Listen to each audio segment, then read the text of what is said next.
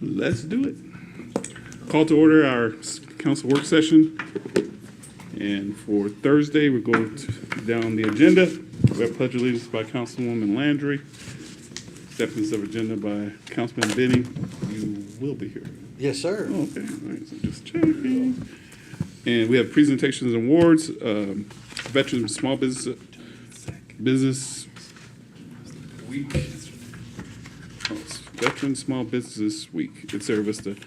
Boone, got you, sir. Good to see you. And then Economic Development Commission Award for the Veteran-Owned Business of the Year. Still back to you. All right, excellent. Urban Action Award. And then we'll go to our city manager report, ma'am.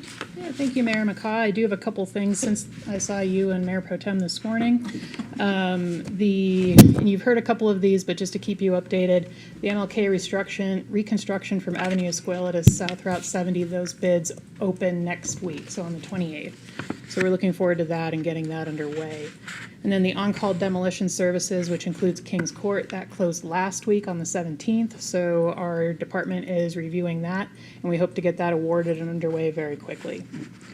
And then finally, our pedestrian walkway connection project, which is construction of a shared use path, ADA ramp, sidewalk, and driveway in the Carmichael, Timothy Lane, Judd neighborhood. KE&G is scheduling that to start work at the end of October, which is next week. So also excited to see that moving forward. That was one of our FTA-funded projects. So and I'll have a few more things on Thursday night, but those are some updates to share this afternoon. All right, thank you, ma'am. Any questions, comments for Assistant City Manager? All right, we'll proceed on to item number 2 with Mayor Pro Tem, and we'll go to our public hearings. Item number 3, resolutions 2024-074, staff report. Ms. Yarborough. Thank you again, Mayor McCaw. So we frequently find chapters in our city code that need some updating because they're pretty outdated. And chapter 31, which is the city manager section of the code, was not left out of needing some not significant updates, but there were some things that were quite outdated. So there's 3 sections of this that we're going to update or proposing update for you. One is 3106, absence or disability, acting city manager. So it's currently in our code. It establishes a hierarchy of first the assistant city manager, then the director of administrative services, which hasn't existed for about 10 years and is actually me, since all of those administrative services divisions report to me, and then the chief of police. In practice, Chuck always asks me to be in charge when he's not here, and if both of us are gone, traditionally he's asked Chief Heiser to serve in that role. So we're just removing some outdated provisions and continuing with current practice. Then 3107 in powers and duties, section C, would remove the requirement that appointments of the city clerk, city physician, and council go to the city council. Our city clerk has reported to the city manager's office for the past 25 years. The city has never had a city physician that we are aware of that anybody can remember or find. And the council section of that, your city attorney is appointed by you as your chief legal advisor and has the primary responsibility for addressing all the city's legal needs and keeping you informed of those. So that was a provision that was outdated and redundant. Finally, there's an Arizona revised statute that's referenced in 3107, powers and duties, and one of our city council candidates kindly pointed out that that provision no longer exists in state code.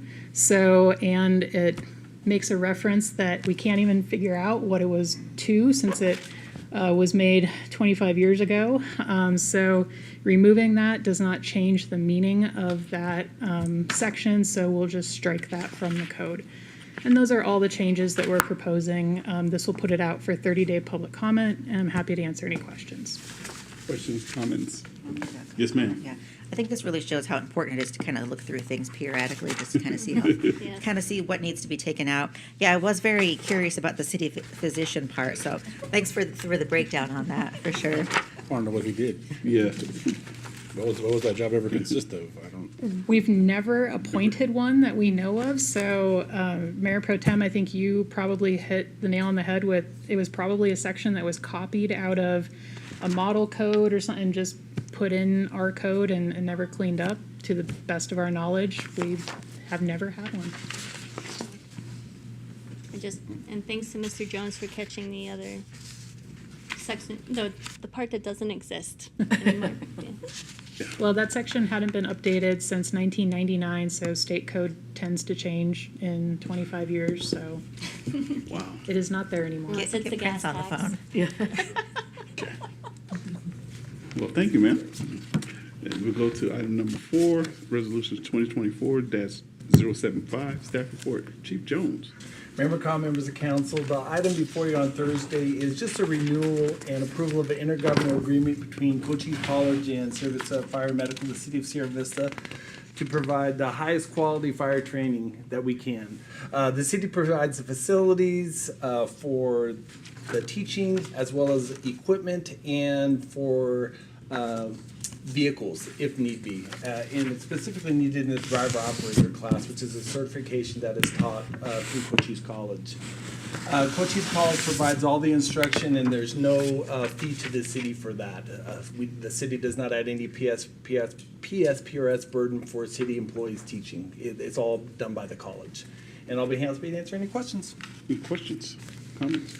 Just one. Yes, sir. Hey, Chief, when's the next course we're thinking for another big fire academy coming up in the future? Can you repeat the question? When's the next big fire academy? Is there one planned in the future?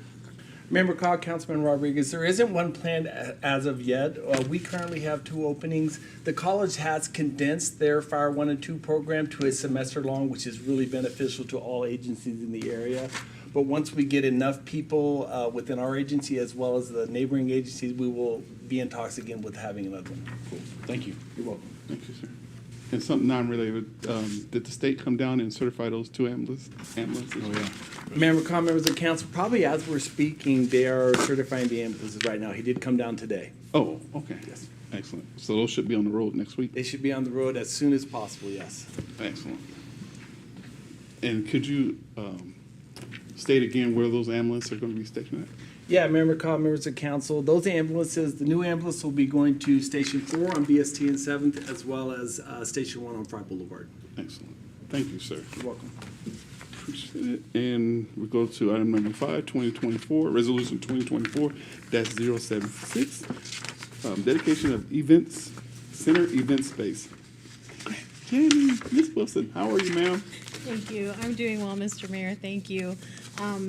Mr. Mayor, members of council, this resolution seeks approval from the mayor and council to dedicate the central event space located at Veterans Memorial Park to our former mayor, Rick Mueller.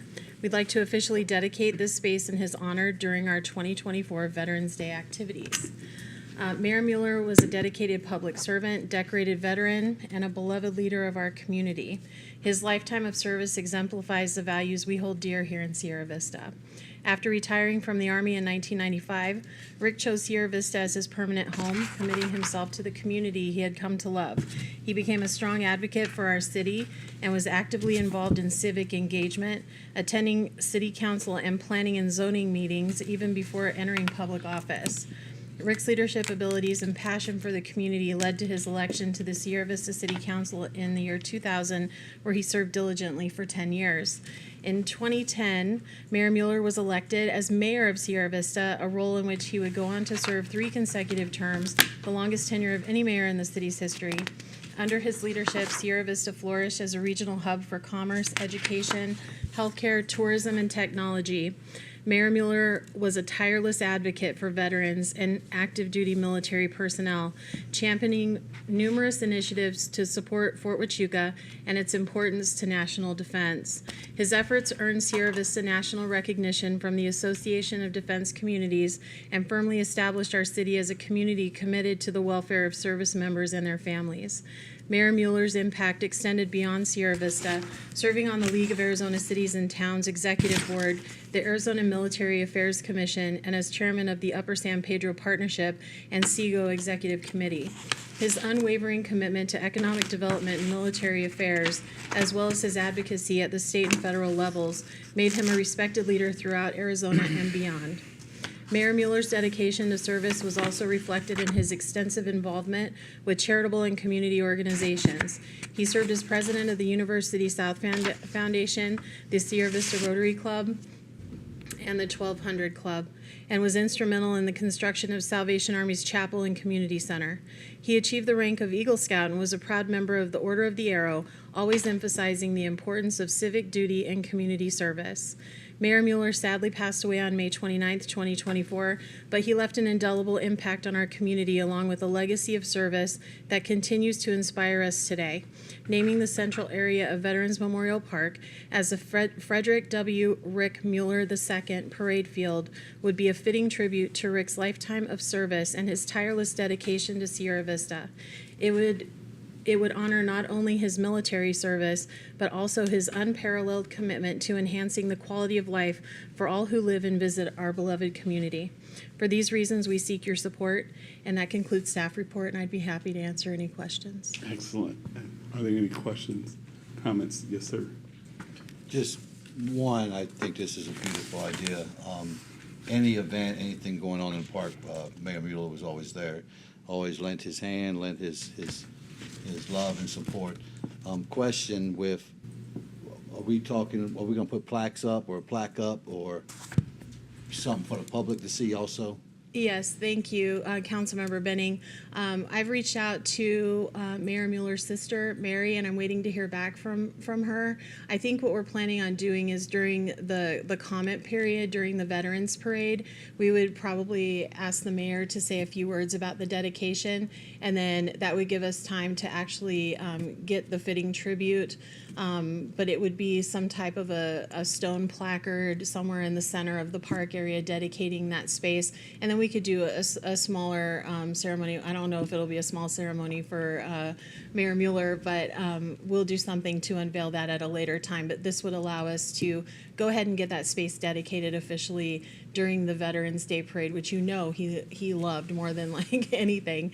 Yes, So I think that would be very fitting. Thank you. Sir. I was very well written all together, all around for this dedication, so I appreciate that.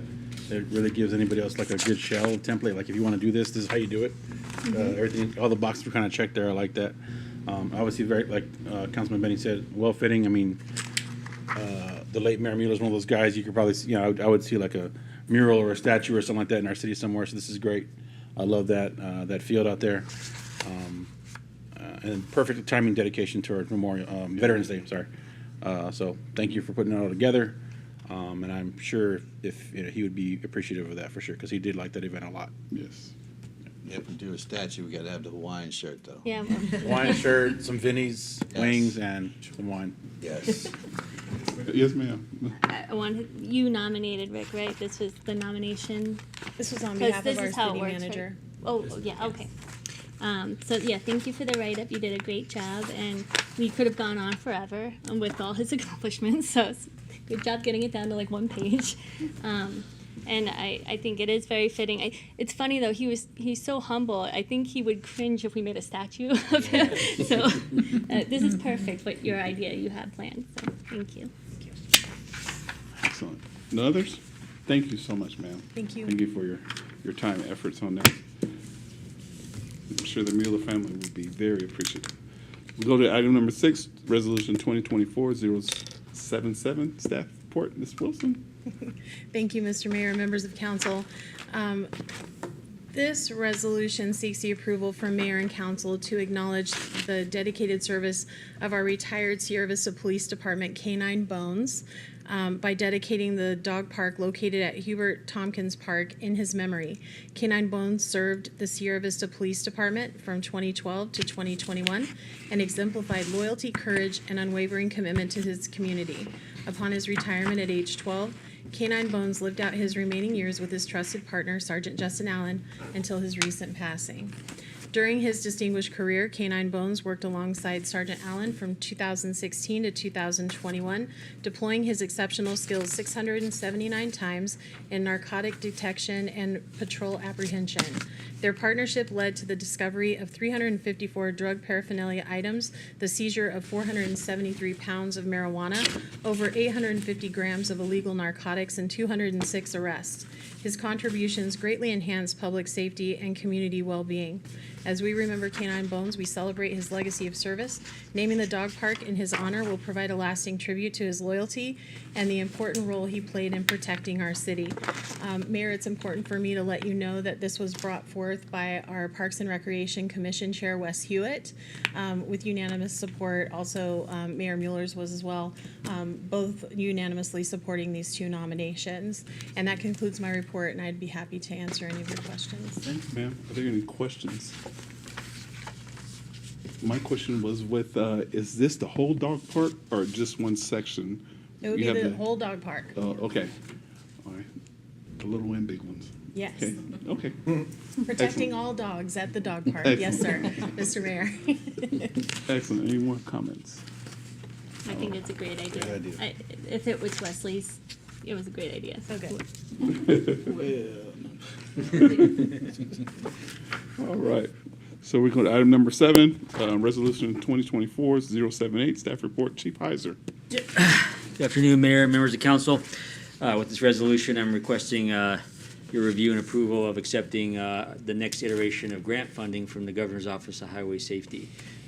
This particular grant has been very critical to enable us to do overtime details that are directed at impaired driving and also aggressive driving. Specific to this particular next grant cycle, I'm actually proud to say that we've been offered a lot more overtime than last year. Last year, I presented to you the same grant in the amount of $20,900. This year, we were awarded $54,643 just for overtime alone. Now, there's also the employee-related expense on top of that, which covers the retirement and benefits and everything that comes along with that cost.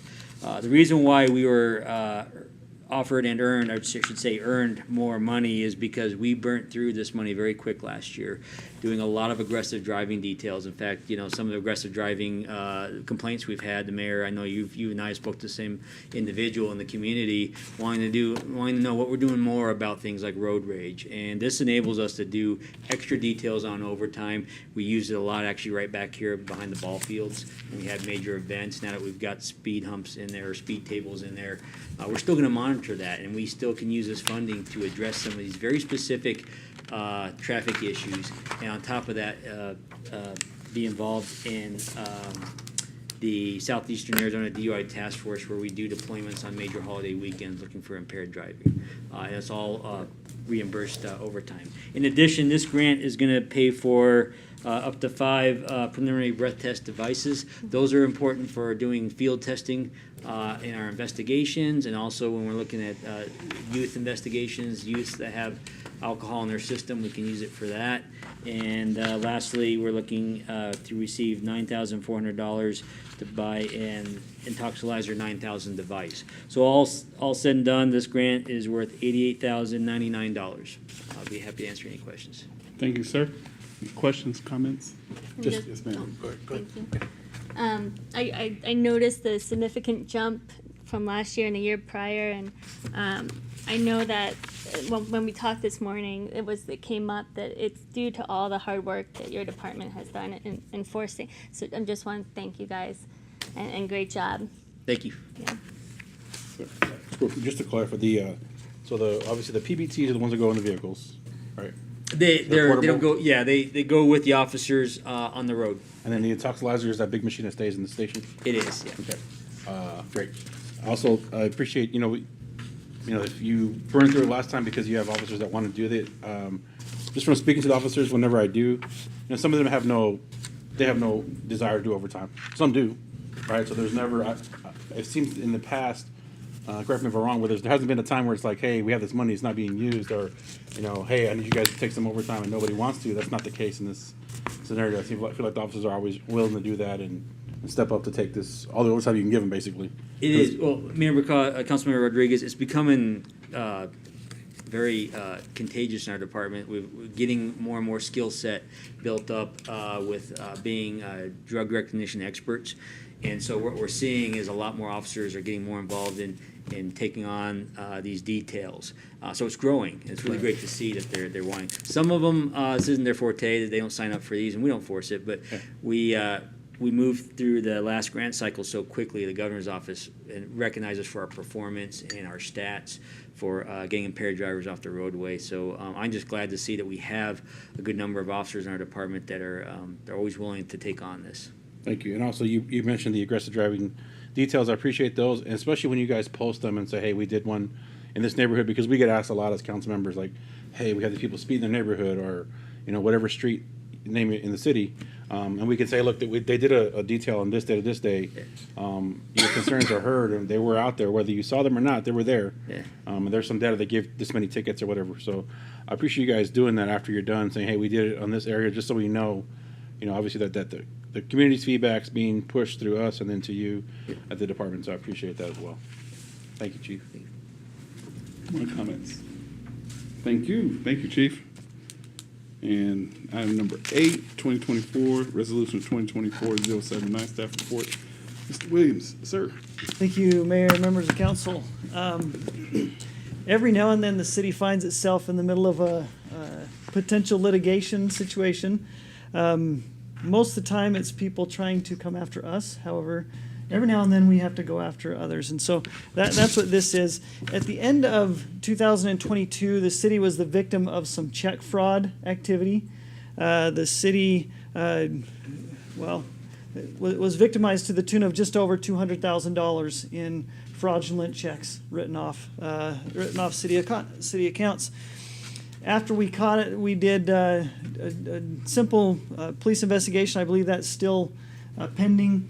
However, we also approached our insurance company, Travelers Indemnity, or Travelers Casualty and Surety Company, Travelers is what I'm going to call it, for reimbursement under our fraud.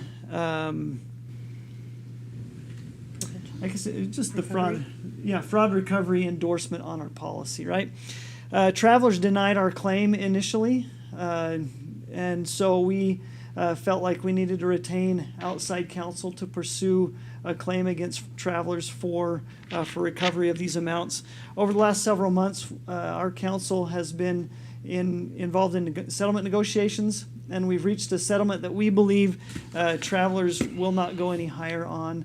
And that's $135,000 in recovery against our $200,000 loss. And so approval of this item on Thursday would just authorize us to finalize that settlement and receive those funds from our insurance company as part of our claim against them. And that concludes staff report. I'd be happy to answer any questions. Any questions, comments? Sir? And so with the 135, is that lawyer fees also on top, or that's all inclusive? That's all inclusive. We're into it for about $4,200 right now for attorney's fees. I anticipate when all's said and done, that'll be just under $5,000. So about $130 net is what we would receive from the settlement. Yes, sir. It's just a frustrating case when $70,000 gone that we could have done a lot of things with. I can think of a bunch of things that we could have done with. I hope whoever stole it is definitely going to get what's due to them if they can be found. And they were very good at what they do on their end. And I'm glad they finally caught it. It seems like it took a while to catch it, so that's kind of frustrating too. But I know the process has to do its thing sometimes. And I'm glad that we have a lawyer that can legal speak as well. The whole fake versus fraud thing, we're recovering or not, that's very interesting as well. But I'm glad that we have that. We got some of it back, obviously. I don't ever expect insurance companies to ever give everything back anyway, but I think it's a fair, it's still, like I said, it sucks. 70K just gone, but I don't think you're going to get a better deal than that. So I guess the settlement there is kind of what it is, and we just have to gonna take the loss, apparently. Yes, ma'am. I just, I believe it's my understanding that we have a process in place going forward that won't allow this scenario to take place again. Yes, ma'am. Yeah, Mayor McCaw, Mayor Pro Tem Umphreys. So part of what happened, it was caught within about 6 weeks. The fraud continued through the end of December, primarily because of Bank of America's practices in reporting fraudulent checks. So once they were in agreement that the checks were deemed fraudulent is when they cut off, and that's why some of the checks continued to be drawn on the account past the date we actually reported it. So to prevent this from happening again, and monthly the check reconciliation file is only downloaded once a month from the bank. So there's that issue. To try and ensure that this never happens again, and this was the first time that this has ever happened, our finance division is reviewing the daily account activity statement to look for any checks that could be fraudulent. Do they have the same check numbers? Are they the same amount that reappears over and over, and things like that? So we are confident as we can be that we will catch something like this should it happen again, although bad actors are always going to be out there and coming up with new and innovative ways to defraud other people. Thank you. Excellent. Any other questions? Thank you, sir. Then we have the call to the public and comments and requests, and we'll adjourn. And for tonight, we have Seniors Helping Seniors Vision and Services to Cochise County. Sir, good afternoon. Good afternoon, Honorable Mayor, and City Council, and those who are service of our big city here. My name is Cameron Schipple, and I am the owner of Seniors Helping Seniors here in Southern Arizona. And I appreciate the opportunity to share a little bit about our organization, myself, and what our goals are here for Cochise County. Seniors Helping Seniors is a 30-year-old organization, started outside of Philadelphia, mostly with a church, and it very much was like a Meals on Wheels when it started. It was for seniors who were not able to travel, lived out in the distance in the area, and there was a volunteer service where they would be able to take meals out to the homes. Over time, they became popular, went from a couple hundred individuals to over 1,000. The problem they ran into was volunteers were saying, I don't have the gas money to go out there anymore, and when I go drop food off, they don't want me to drop the food off, they want me to stay and hang out and talk for them, and then they come up with light bulbs and changes and all kinds of other things that they need assistance with. What they ended up doing was starting a business. The business became an opportunity to hire seniors, those who were dealing with inflation and couldn't pay for, or the retirement wasn't what they had planned for. Their cost was too high. They got hired as caregivers. And then a lot of the individuals that were receiving services says, we'd be happy to pay if we could have someone stay and help out with other things other than just delivering meals. From there, the business grew to beyond companion care and meal preparation. It got into light housekeeping, yard work. There's maintenance that can be done around the house that doesn't require a permit. It got into transportation to doctor's appointments and going to grocery stores. It then grew into personal care with a shower assistance, where a lot of individuals needed help in and out of the showers. It grew into education for fall prevention, theft prevention, things that we can go out into different churches and organizations to share not only what Seniors Helping Seniors can do, but we have 30 different classes that take 20 to 30 minutes about, when do you have signs of hearing loss. We have electronic caregivers that can be given to those who don't want people to come in their homes. And then a lot of other things just around hearing loss, when to stop driving, and things like that to assist seniors. The organization has continued to grow across the country. We brought it here to Southern Arizona and Cochise County in July of this year, so we are new. And our goal is to support seniors, help them stay independent in their own homes. We are recruiting seniors as caregivers. We call them active seniors that are looking to supplement their retirement income or want to do something meaningful. Majority of our caregivers are 50 plus, so I get asked, what is a senior? I will tell you, though, I've had to redefine that, as we hired a young lady, 79 years old, out of St. David. I was a little worried about what she was going to be able to do until she told me she rode horses every day. She's part of a group that says old women never die, we continue to ride. Pulled up to orientation, and her F-350 jumped out, and she is one of our more popular caregivers. She can even go into personal care and bathing assistance. The reason it's passionate for me, I spent 30 years in the world of technology. I was the chief technology officer at National General Insurance. I was purchased by Allstate, and if you have Allstate insurance, you're in good hands with them, but working for them was not up to my cup of tea. At the same point in time, I was dealing with my mom. She was going through dementia, and she wanted to stay in her home. My father had gone to a facility. It was a reputation facility for assisted living. There was 5 wonderful caregivers there and 90 residents, and the math just didn't add up for him to get the type of care that he needed. And through budget and finances, they weren't able to bring in more caregivers. My mom was adamant after seeing all that she wanted to stay at home. My sisters and I, after a couple falls, realized she couldn't stay at home alone. We didn't want to rely on services to come out and help her out every time that she fell or pushed a button. We brought in some caregivers. They were young, and some left after a couple weeks, got different jobs. And then it really hit home when my mom got stuck in the bathroom. She was in there for an hour while our caregiver was on the phone and on her cell phone on the couch. We ended up lucking out and found a 67-year-old caregiver. 3 weeks later, my mom had gone from, I don't need help, I don't want help, I don't want anyone in my home, they're gonna steal my stuff, keep them out, to getting her Sunday blouse, putting on her dress and her jewelry, and my sisters asked, what are you doing? She says, my friend Kate is coming over and I wanna hang out. My mom then went from a positive attitude. She started helping Kate, and they started cooking together. They started shopping together. The motivation to live went from mourning for my dad to being excited about where they're at. At the same time, I'm being miserable at my work where they're flying me all around the country. I'm not able to spend time with my boys, and I'm like, all right, Lord, there's got to be something else here. So we found Seniors Helping Seniors, and we brought it here to Southern Arizona.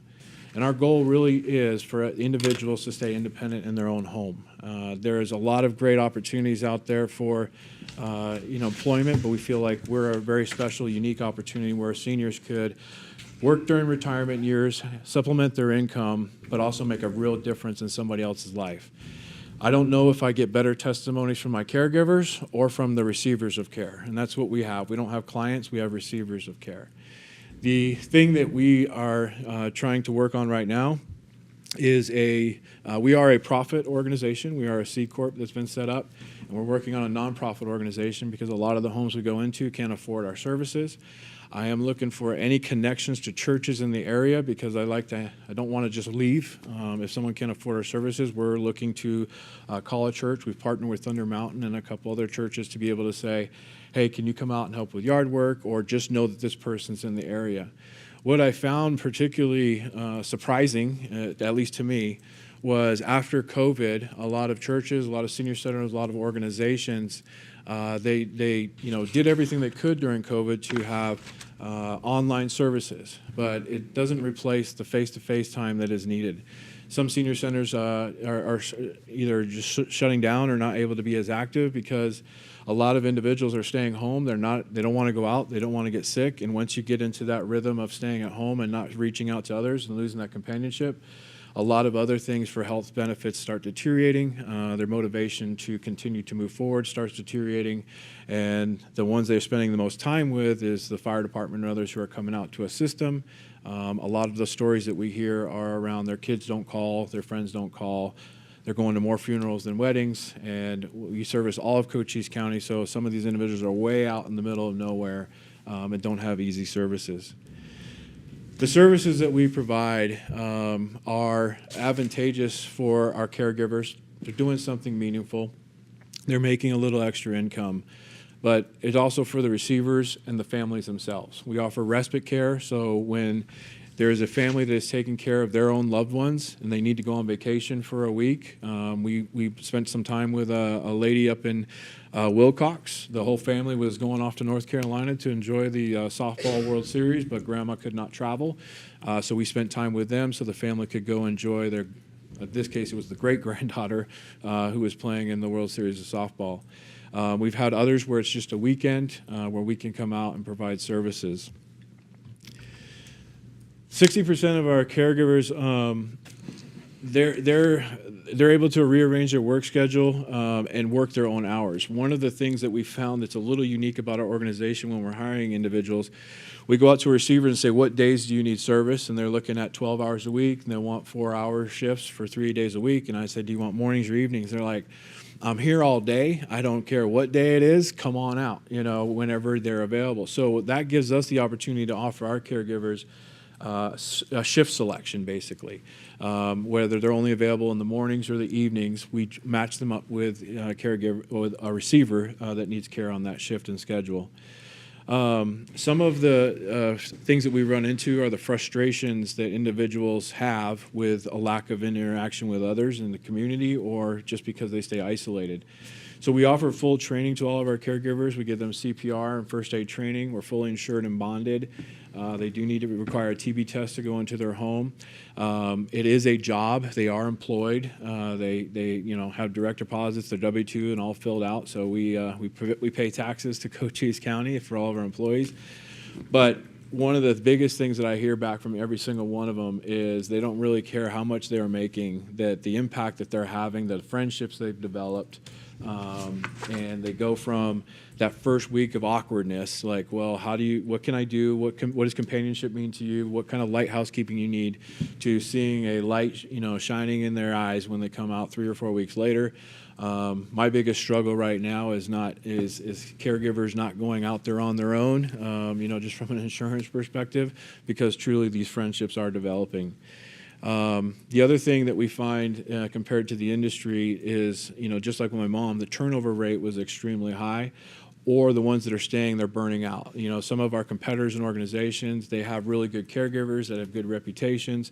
They'll work them 50, 60 hours a week, and then they end up getting sick. Other caregivers, not as good of a reputation. They don't get as many jobs. Their turnover rate just continues to be high.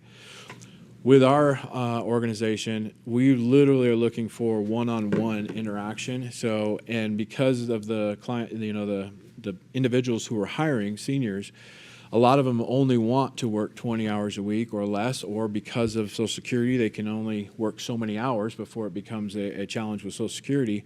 So we are able to do one-on-one. We reduce the burnout. Industry standard is about a 70% turnover rate.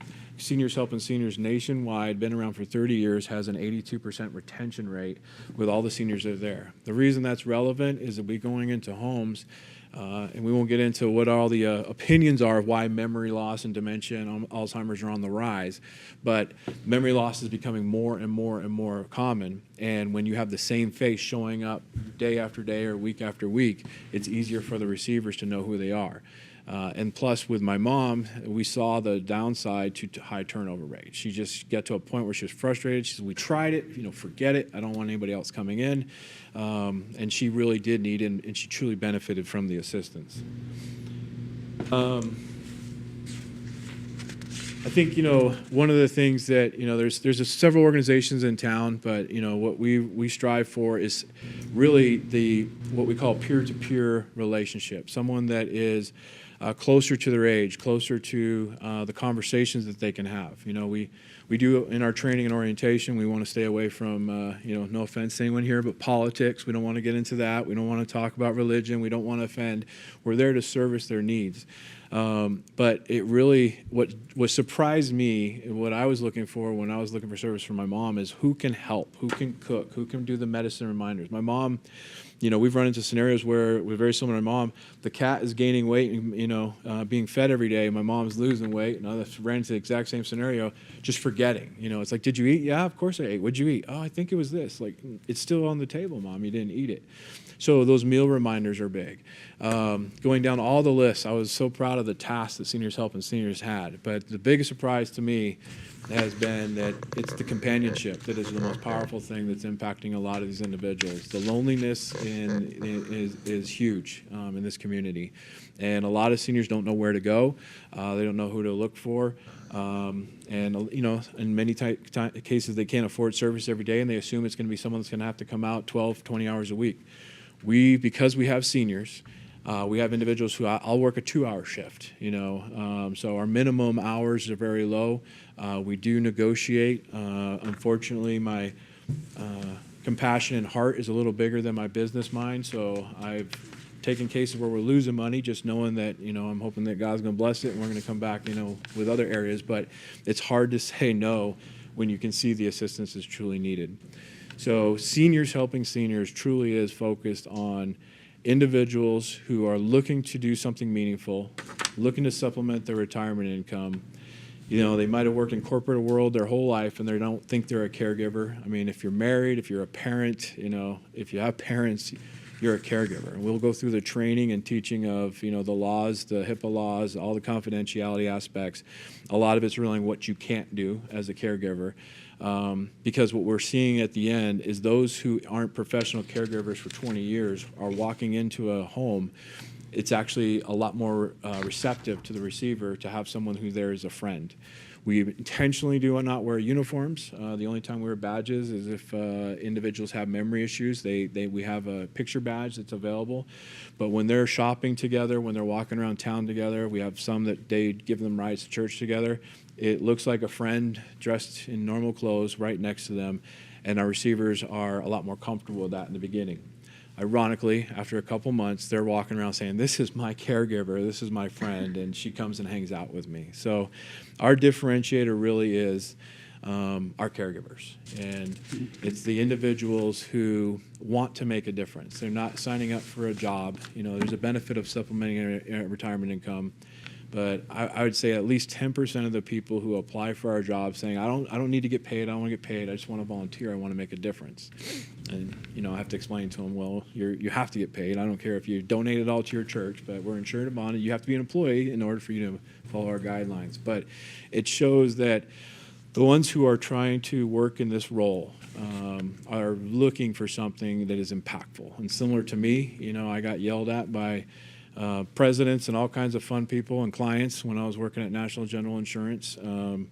No matter how many hours a week I did or how many hours I pushed my team for, it was never enough and pushing for more, and I was spending less time with my family. This has become probably the most rewarding thing I've done in my life after 30 years of working in technology. So we really believe our caregivers are the differentiators. What we're doing here today is we just really want our organization's name to get out there, to let people know, specifically churches. We are focused on hiring Christians as caregivers. The organization started in a church. We are not a Christian organization. We are a corporation. But our focus really is, from a ministry perspective, trying to give opportunities for seniors who are in churches looking for an extra income.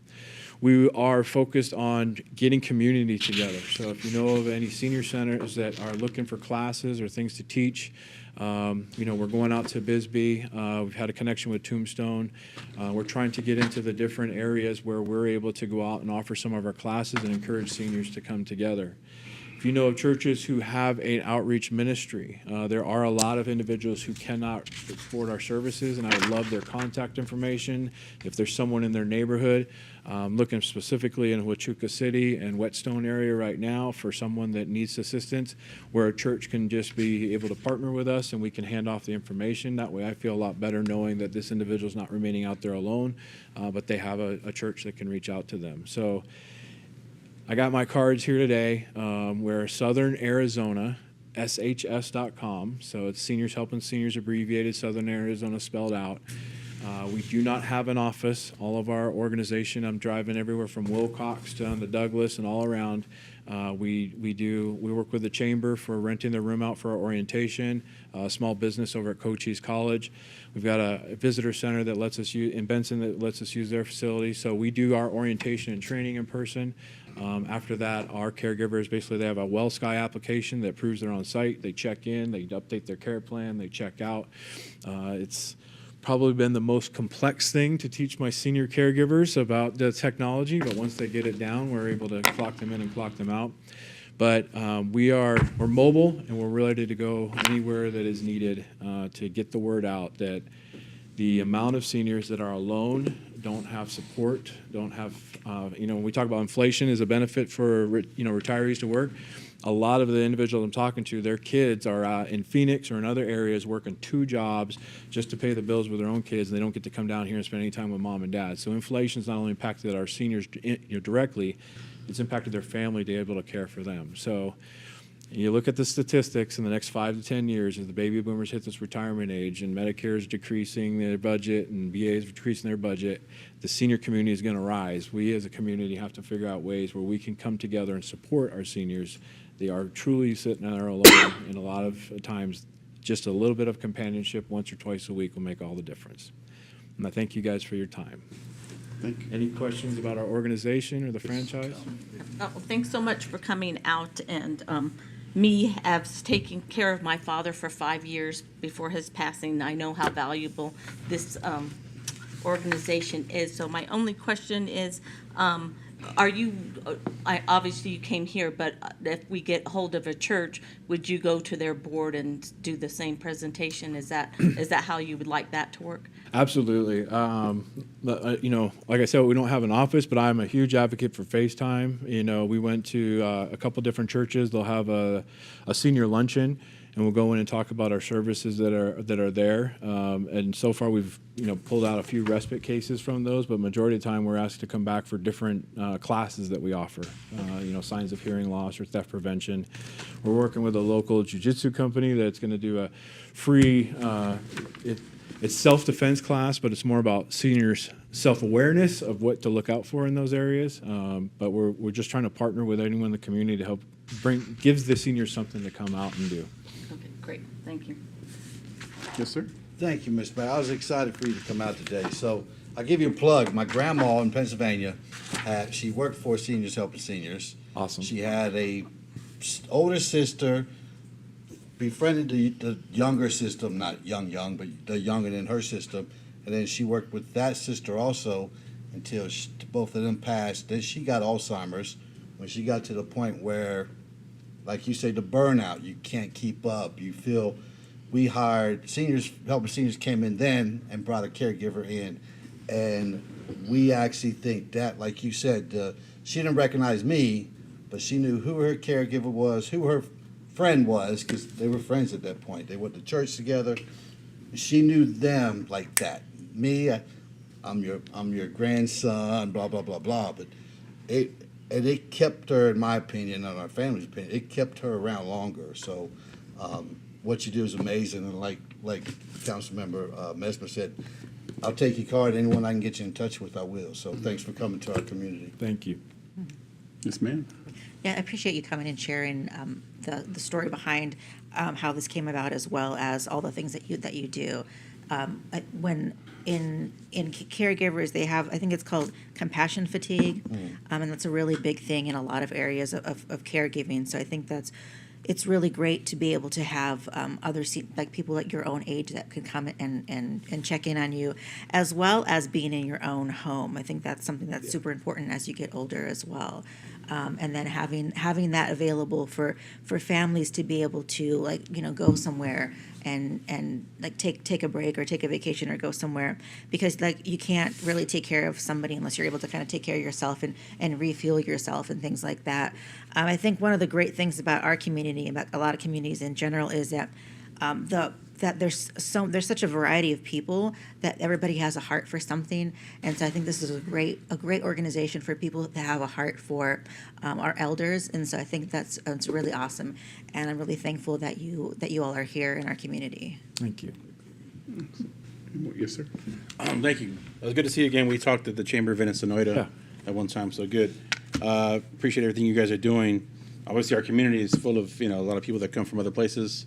For a bunch of people move to Sierra Vista for a lot of reasons, right? The weather, whatever, health, name it. Everybody I talk to that's just randomly shows up for whatever reason. It's great to hear all the different reasons, right? Whether it's snowboards or whatever, they're staying longer. So, as you mentioned, a lot of their families are elsewhere. So, I come in contact with all those people when I'm doing smoke detectors and stuff in their house, and there's no, you see it as they unfortunately decline through the years, and then they're by themselves, and then their family's not around, like you said. So, you guys are seeing all that.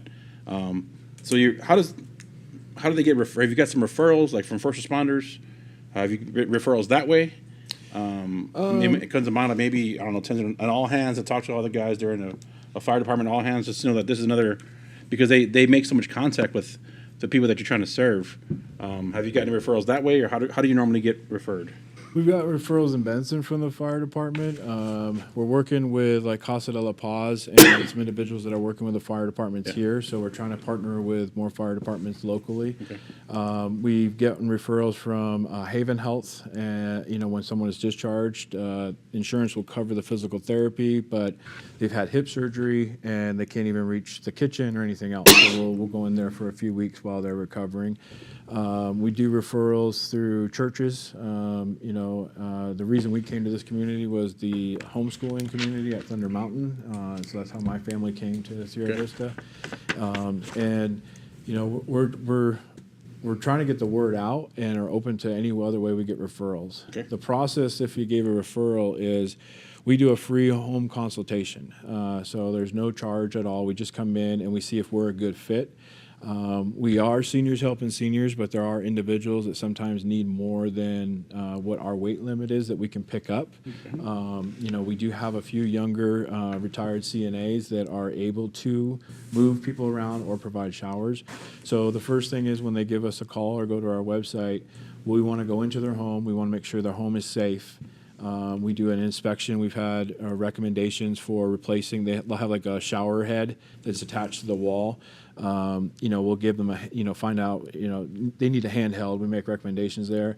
We had individuals that were stepping in and out of a bed or a bathtub, so there's a sliding chair that goes over that. We've got connections on Amazon, other places where they can do it. So we're mostly looking at the shower, the kitchen, if memory's there, do they have a gas stove? Sometimes we're hired by a power of attorney that's out of state. Their children are hired for their mom, so we do that safety report. It's important for our caregivers to know that we've done the inspection, and then we also would recommend, what types of services they have. We don't do a contract; we do a 2-week trial, and we say, do you like the caregiver? Do you not? Do you like the services or not? So if anyone who gives a referral, let them know I'm a horrible salesperson. I feel like it speaks for itself. If you don't want us, I don't want to push it. I don't want to put my caregivers in that position. We'll just come in and talk through what the services are, how often they want to do it, and most of the ones that start are 1 or 2 days a week for 2 weeks. Great, thank you. You answered a lot of my questions too, that I had for follow-up, is there a trial period? Is it, the first one's kind of free, after that, it's up to you. Obviously in our community, a lot of lift assists, a lot of falls, so fall prevention is very, very big to kind of mitigate that as much as possible. Great, thank you for letting us know what your needs are as well, to reach out to other people and kind of spread the word. Do you, by chance, do any scam prevention classes? Because with a big senior community, I've seen a lot of people in our community get taken advantage of when it comes to phone calls, donations this time of year. Everybody's calling, saying they're from the fire department, they're from the police department. It's all scams. There used to be a company that would come into our town when they used to have a breakfast buffet and offer free buffet and then sell you these $100 smoke detectors that were crap.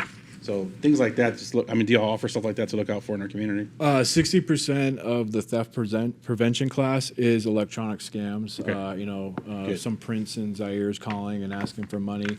And we're very careful how we go through it, but we talk about things to look for from your own family, taking money or things to be, cautious of. Unfortunately, we live in a world where our seniors often are too trusting of the individuals that are come there, and when they are lonely, and this is someone that's showing up at their door, they're almost more receptive to whatever they have to say and trust them. So we have some cautionary tales that have taken place around examples of when people were taken advantage of, and it was too late before they realized it. So we don't have one specifically entitled, internet scams or things to look out for, but our theft prevention is mostly around financial or I'm being taken for advantage of. Great, thank you. Appreciate it. Thank you, sir. Any other questions, comments? Yes, sir, go ahead. For us, a little over 50, we don't consider ourselves seniors yet, so. But I like that definition. Since I run the organization and I'm 50, I got it. That's my bar right there. So. Well, you're allowed to live in Winter Haven. I don't have an AR. 55, right? No, ain't that old yet. What age does McDonald's give you free coffee? that's... Do they do that? Yeah. I don't know. He's gonna find out I don't today. have an AARP card. The Denny's menu on the back. I think that's the breakdown right there. I think it's 55 because I'm right at that bubble. I get all the emails now to join and all that. So, and Chief's saying yes, it's 55. I might be there. Never mind, I'm there. Well, part of what we look at is, statistically, Gen X and baby boomers and the older career, they get together a little bit more often. They work together in their careers. They have more to talk about. a 50-year-old is still going to be quite different than a 25-year-old coming into the home. So. We'd love to have your card, sir. I know we met before. Yeah. At the little street fair, I think it was. Yeah, I think it was the Valor. Yeah, the event in Valor, parking lot, yeah. Yes, sir. Appreciate I it. saw you and I ran up, so. Yeah. Pleasure meeting you. Thank you, sir. Thank you all for your time. Thank you. So our next item is the council executive report. Ma'am. Thank you, Mayor McCaw, members of council. So another great executive report for you. We know they're long, but appreciate you reading it, and I think it's clear that there's a lot of good work going on across all of our departments and divisions. We would have traditionally scheduled this for the second meeting in September, but we canceled that meeting for lack of other business for the agenda. And then due to your long agenda for your last work session, we bumped it to this one. So it's a little out of date, but still relevant. Our event season is still in full swing. The events mentioned in the report on the Hummingbird Month activities were very well received, very well done. Team effort by our Parks, Rec, and Library, Economic Development and Tourism, and Communications Division, and that went really, really well. We had an enhanced Oktoberfest this year, and kudos to Allison Bradshaw, our events coordinator, and our sports and aquatics coordinator, John Healy, did an amazing 5K addition to the event this year, which brought in over 170 people and number from out of town, which pleasantly surprised us, and we will continue doing that. We've got more events coming up, of course, too, so Veterans Day and Christmas, so stay tuned. Still events in full swing. I wanted to mention our internal communications task force. I think it's a really amazing initiative that is staff-driven. We sent a group of people, and we traditionally send a group of people every year to the Eller Senior Leadership Program. It's a week-long program. They go up to Tucson. And usually most years we send 2 or 3 people.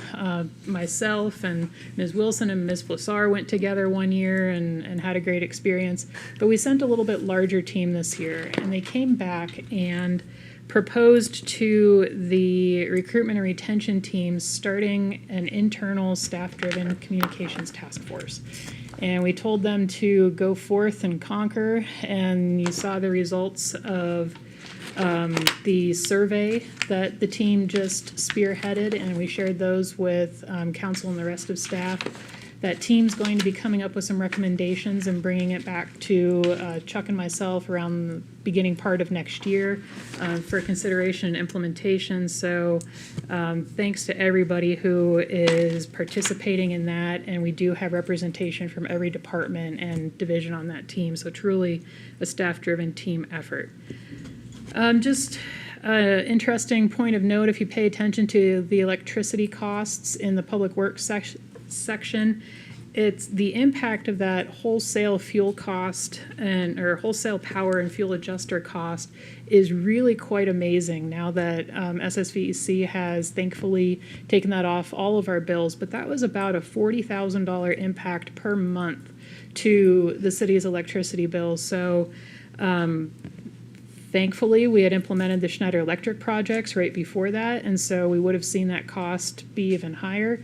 And now our electricity costs have gone back down to where they were before that cost was added, and pre-pandemic levels even. So it is really great to see that.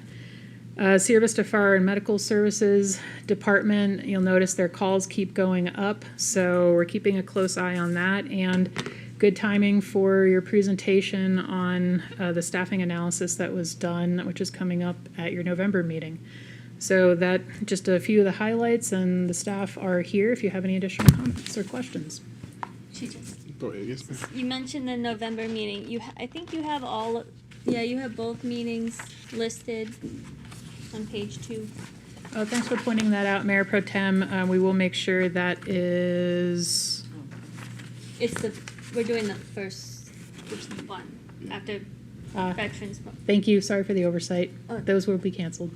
The second. The second Yeah, meetings. yeah. November 26th and Thanksgiving. 28th work session and council agenda, or council meeting will not happen. Okay, It's thank you. Thanksgiving, unless you want to come on Thanksgiving evening, but Depends on what you're I making. really like you guys. Kansas. Yeah, it depends on who's cooking. It's Friendsgiving. Yeah. Oh, yes, ma'am, I'm sorry. Oh, no, you're fine, yeah. Yeah, it's always really, really good to go through this, and I hope that members of the public are able to go in there and take a look at it, because that's a lot of good information and answers a lot of questions. I was kind of wondering if maybe we could have some sort of like an HR section that has some stats in there. I think that might be kind of helpful for us as well as the public to kind of see whatever information we can kind of show, like how many applications come in, like different things like that. Some sort of stat, I think that would be very helpful to see. yes, we can add that. Okay, that would be cool. And then it was really cool to go through the public works section because there were so many different grants, like over $543,000, no match. $300,000 per year for 3 years, no match. $100,000 per year for 5 years, no match. So that's always exciting to see that there's grants and then no matches. So just shout out to all the people who are working together to get those applications in and making it a possibility for us to receive those, especially with no match. That's so cool. So Elevate it. yeah, woo! So that was really cool to see. So I just wanted to give a shout out to all the people that work hard in all the departments that put all the applications together. I think that's really it's really great. So thank you all for that. And then I wanted to move on to the police section here, the employee profile. I always love whenever there's shout outs or employee profiles in any of the sections.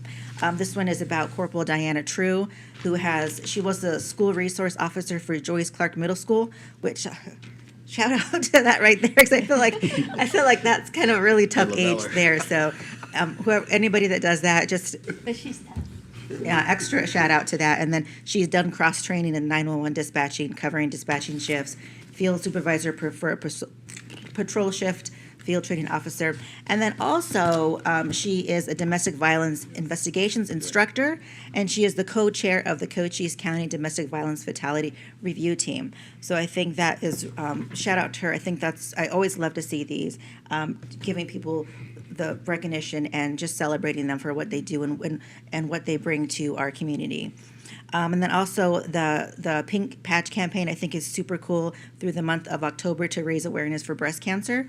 There's available for different type of patches for citizens to purchase, and then proceeds of that will go to Relay for Life, which is part of the American Cancer Society. So I think that's a really cool thing that's going on this month as well. So I just wanted to bring attention to that. Thank you. Any other comments? Sir? Yeah, this is always good, and I always recommend the public read this, because there's a lot of stuff in there that, you probably are asking on social media or asking us, and it's right here. A lot of times it explains even better. A lot of good information here, so really dig into this when you can. I liked, it's good to see things like the recycle survey mentioned, going through that commission and sitting in with them and how they're doing it, watching them kind of put that survey together, and now it's available on the Engage Sierra Vista website, which is great. At the league, I talked to Republic, and they actually came out a few weeks ago, and they were in our area looking at, just checking. They wanted to see the area, see how we used to do recycling, so they're very interested in, what the community wants to do moving forward. So it's good to hear someone like that come into our community, just kind of looking around and saying, hey, how can we help? If any, what's it going to take? So it's good. I'm glad to see that. I had a question. The social media is obviously doing well. Is everybody Hootsuite trained now? All the departments? Because I know it said they were going to be trained. Is it every department Hootsuite trained? Mayor McCaw, Councilmember Rodriguez. We have a limited number of Hootsuite seats. We got 10 additional seats for the current fiscal year, and we've filled all of them up. So mostly been working with Laura's folks on the sports and recreation side. But yeah, between Facebook direct users and Hootsuite and just kind of filling in for other departments, everyone's pretty much covered. Okay. Thank you. Appreciate that. Yep. It's good to see that our hit counts are up. It's good. And somehow Captain Dave Wilcox got all these hits by himself just because he retired, I guess. Got 43,000 views naturally without no boost, no bumping. Like everybody wanted to watch the video of Dave Wilcox retiring, I guess. So we got to get somebody to top his number now. 43,000 views, man. That's pretty good. Kind of concerning with the department, the park stuff looks like all the arrows are going down. you know, but it's just, I guess, the time of year, that kind of year where people aren't involved as much right now. So hopefully those arrows go back up. You guys offer some amazing, amazing opportunities, which are all listed out here for all skill levels, all adaptive, you know, capabilities. That adaptive adult recreation program is amazing. I love that you guys do that. And that's every time I see them, it's full. It seems like the full class. So great, very special class. Archery range. Do we have our archery range update? Because it's mentioned here, but in a minute, what's the where we at in that archery range game? Mr. Mayor, Councilmember Rodriguez, I actually need to get my update from Mr. Healy. Okay. He's on it. I had him kind of helping me out at golf course stuff for a while, so, but I know he's back on it, but I don't have the All exact. right, didn't mean to put you on the spot, but just, it was mentioned here, and maybe I Love put it. a little note, so if you say John Haley's on it, there's nothing that man can't do. He's probably at the range right now, Yeah, he might be doing it. while he's as driving we the speak. tractor, while he's changing the light bulb, while he's putting up sound somewhere. That guy has Chlorine in the 10 pool. arms. I don't know how he does it. Okay, thank you, Laura. You're welcome. As we move down here, I love all the Hummingbird stuff. It's amazing. Just these little stickers, right? These little Sierra Vista Hummingbird Capital United States stickers are, man, I can't. Everybody wants these. Every time I'm somewhere and they have them, everybody wants more and more of these stickers. I can't get enough of these stickers. People love our Hummingbird logos. You know, everywhere we go, the kids love them. People put them on their water bottles, on their phone cases, on their faces, whatever. These are really cool. I love things like this, right? I love seeing them even on bar bathrooms. It's pretty kind of cool. All right. Yeah, they're everywhere. I've seen them everywhere. You know, not a great State Road 90 update here, which haven't seen a great one yet, which is kind of, you know, I know we have people here, SVP, on doing their thing, looking for updates, but this is kind of sad, you know. I actually want to comment on that Good. one after you. Okay, Yeah. so good. I'll let you do that. That's why I have that Right. page open. And I really wish their PAO was more responsive, honestly, but hopefully we'll get that fixed. And it's good to see people at the airport doing great things. We've had a lot of high-level visits, and then you got people like Wayne out there just running that airport with big people coming in, big planes coming in, and he's just doing his thing and getting accolades from Secret Service, stuff like that. So I appreciate you guys sending the breakdown of how much it's cost us as a city so far, because it's something to consider on, you know, as an election year to budget for coming up. And every time we have a presidential year, it's going to cost some money, because the Secret Service is going to fly in and say, look, you guys will provide this. You know, Chief, you got to do this. Chief, you got to do this too. I think it's just kind of a ballpark figure. And this year, it kind of gives us almost $17,000 we had to spend on that alone. So just a good figure to have in mind as we budget 4 years from now, another presidential election, just maybe have a space for that, say this is what's going to cost us more or less if this, you know, because we are such an important state for a lot of reasons. It's good to have those numbers. So I appreciate that. And then, all right. And I'll just add, since you're Do it. looking, I wanted to thank you for asking for that breakdown and for Chief Heiser's response, because that was, I actually thought it was worse than what it was. So I appreciate it. And I think it brought a lot of attention to Sierra Vista, all in all. So I think in that way, you can't, maybe some things you can't put a dollar amount on, right? But Right. I like that you got that breakdown. Yeah, I appreciate it. It was a council inquiry. I'm referring to a council inquiry I did for how much it's cost our city so far with all the visits. And so it was a good breakdown given to us. We did make some revenue, you know. I guess Trump Force paid us $11,000 in fuel. That's a big old plane. So $11,000 in fuel minus the work we had to put in. You know, we made a little bit of money there. So keep flying your big planes in here. We'll fill them up for, you know, There you go. you know, whatever. Give us some revenue that way. Cool. Code enforcement, you know, a lot of stuff on code enforcement. But what I'm just going to mention, what's not on here is there's a lot of political signs out there that are illegal and bad. They're not. When I say they're bad, I mean they don't have the stuff that we're supposed to put on there. So, you know, we're not trying to put more stress on our code enforcement people. But man, if you have a political sign out there, do the right thing. If you get an email that says put your phone number and contact on there, fix it. Just like we all had to do. We've all had to do that. I was guilty of that myself the first time, not knowing. I went out there, fixed my sign, put my sticker on.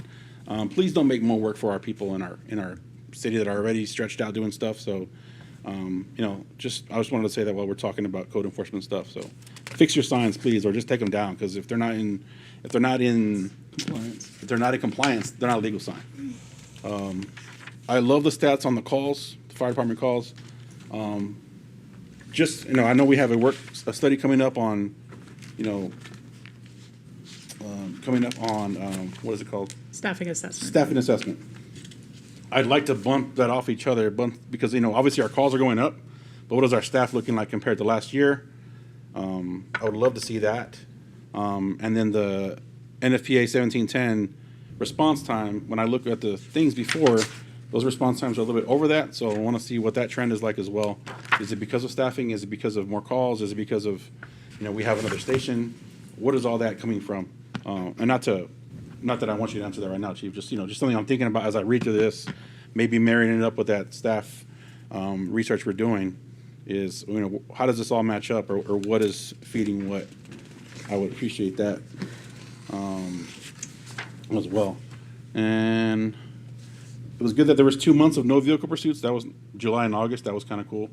We had one the other day, so kind of Yeah, we broke that. broke the streak.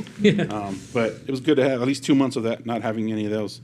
And I like the breakdown of all the major incidents we've had in our city, which in a city like ours, right, they kind of stand out. And people make all these comments, oh my God, our city's going crazy, what's happening? But relatively speaking, as compared to every other city in America, we are a great city, we're safe. Yes, there's incidents that happen anywhere. Name your city, name your town. But I think our department does a great job of mitigating stuff and responding, investigating, and then putting the information out to the public. Here's what happened. Before you hear any rumors, here's what actually happened. Or it's under investigation, I want to let you guys know, and you do post it. And I do appreciate, as I mentioned before, that transparency is very good. I appreciate that, Chief. Coming to the end here, it's good to see the officers back at JCMS. I went and visited Officer Grady, checked on her. She has a lot to handle out there. That's a busy school. But just, they seem to have upgraded their security and put more cameras, things like that, which is good. It'll help her out. But yeah, she's a one officer show in a busy, busy school. And that lunchroom that's chaos, man. So hats off to anybody that works there and those teachers that heard all those cats. And she's there in the mix looking out for stuff like that. So really wanted to say, mention to her, because they mentioned it here in this thing. I think that's all I had. Appreciate it. And I think overall, the students seem to enjoy having her there. I see her greeting them as they walk through the gate when I drop off my kid.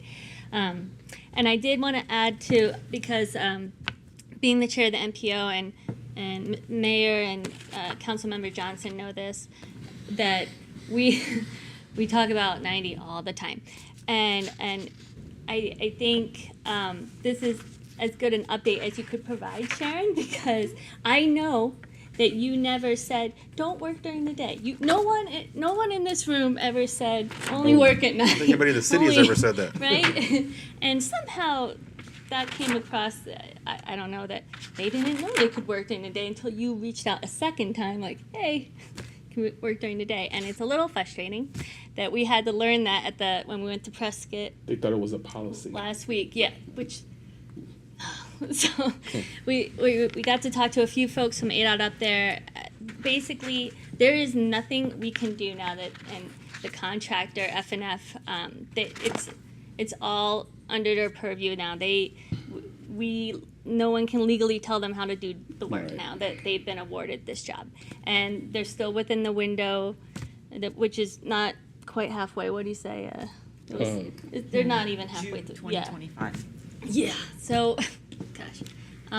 Unfortunately, that's the reality that we're in, and so I'm sorry for you. You get it too, right? Like we all have to hear about it, but there's really nothing we can do. We try to we do our best, like Sharon had put in here, but she really did reach out to ADOT prior to all this. No one told them not to do the work any faster or only at night. So I just wanted to make that clear, because we weren't aware that anyone was under that impression until last week. It was a little frustrating. So. And I will say, I mean, they have done some work out there. You have seen the sidewalks. Yeah. You can tell with the yellow paint that shows that it's a new sidewalk, right? And there's a bunch of gravel out there that there's stuff's being done. Yeah. I wish we could get like an update from them, like says, hey, look, here's what we did. We did this many sidewalks. This is where we're moving. This is where the project's moving. It'd be great to have something like that to at least let the people know. Well, this is kind of in progress. They have a schedule that they were awarded a few different jobs around the state when they Yeah. got ours, and so it's all in a schedule already that they're just kind of sticking to, and And I haven't even seen it on, it's not on our website yeah, either. it's not. Yeah, updated on their that's website, only for them to. which is frustrating. Yeah. So. But he did say It is a that we're on his radar. We're gonna be on his desk in a minute. But that he can't do anything. Maybe I should all go stand on someone's desk. Yeah. All right, well, council report, any other comments? And we go to Delta, report on recent trips, meetings, and future meetings. As Mayor Pro Tem said, we had the Arizona Department of Transportation, NPO, last week. Some great The information. Rural Transportation Summit. Yeah, Rural Transportation Summit. And we'll be hosting next year. Hosted next year down here in Sierra Vista. Tony's department's already helped us out this morning. So we're meeting with Sarah next week when she gets back from her conference in Prescott, unrelated. And yeah, it should draw in about 300 people. Or at least we'll try to cut it off there. 'Cause I don't- Any more recent trips, meetings, future meetings? We had our youth commission / council meeting last week. Still talking about projects we're doing. Had amazing How was that on stuff. Saturday? And we had a good work project at Timothy Lane, Timothy Lane Wall. We had a lot of kids come out and adults and people from the community. It was an amazing project. That wall looks totally different now. They painted, it's just the background right now. It's just the quilt in Rosie Mackey's terms, just the quilt background, right? And then next, moving forward, we'll get some artists to do some murals up there and things like that and continue that. That'll be kind of like phase 1 wall. Phase 2 will be the area actually behind Timothy Park, however that works out. And then phase 3, probably that wall that faces the cemetery that still looks the way Timothy Lane wall used to look, with just all the tagging that was done and kind of marked over that our city works hard on mitigating that. So it's looking better, and it's good to hear that multi-use path will be worked on by KENG. So if you don't know, drive by there and see where it currently ends right now. Right there on Timothy Lane, it's going to turn right and go right by the wall we just cleaned up. So it's going to be really nice to see people using that. I mean, they do already, just on the days we've been out there in the mornings and the evenings. A lot of people walk their dogs, ride their bikes. So beautifying that area is going to be a really nice extension of that park. So I'm really, really proud of everybody that came out from the community to help. We knocked it out pretty quick. A lot of donations were involved, Home Depot, Lowe's, a lot of time. People donated their time. So we had some good piles of trash and bags and some rocks that will hopefully get picked up soon. And we'll just keep moving forward with that project, beautifying our West End. Excellent. Thank you, sir. Thank you for your efforts. That's it. And then we have a future discussion items and council requests, ma'am. Thank you, Mayor McCaw. I already mentioned that your fire department staffing assessment will be scheduled at your November work session meeting, along with your municipal court assessment presentation. And then we're tentatively planning an update on the Plan for Prosperity update. We have our economic development chair who is leaving the commission in the area, unfortunately, so we're trying to get an update scheduled in December with a final report to follow in the spring. If it's not ready in time for December, you'll see that entirely in the spring. So, Excellent. thank you. Yes, ma'am. Is that Gary that's leaving? Yes. Oh. Any other questions? Well, with that, we are adjourned until Thursday. We'll see you.